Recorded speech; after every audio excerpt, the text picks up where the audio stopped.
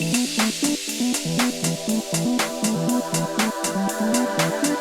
I want to turn to you, Lashaun, first, just because you've become very focused in your journey at the University of Michigan on this question of sustainability. You didn't start there, but you've come to there. So I'd love you to talk a little bit about the roles that you've held, what you're studying, and how collective impact has informed how Michigan has tackled this question of sustainability. And I just want to give you this, you had this great quote when we talked beforehand where you said that a flagship university, things could be a little lonely, but we're doing it with other actors, figures, communities that need to be at the center of these conversations and movements.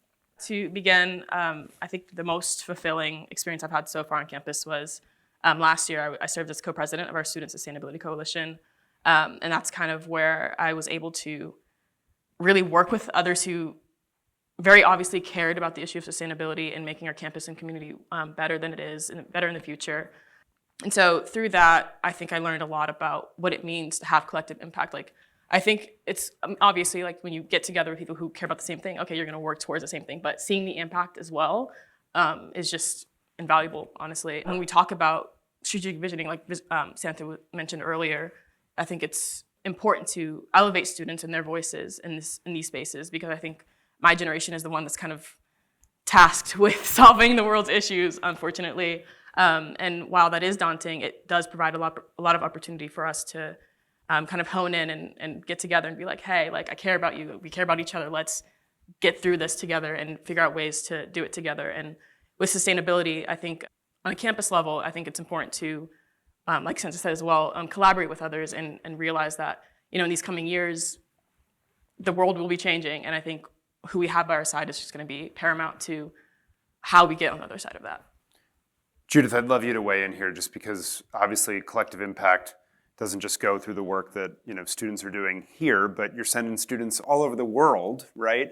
There's quite a global aspect of the University of Michigan. How are you thinking about these issues? Right. Well, we think about education abroad, not just study abroad. We think about the opportunities that we can provide students to not only study, but to do research, to do volunteer service, to do internships overseas, so that they're getting these experiences not only in their field of study or in their area of interest, like, say, sustainability, but they're bringing back ideas and perspectives that continue to grow and enhance their ultimate educational experience here at Michigan. So sending them out into the world reaps rewards when they come back, right?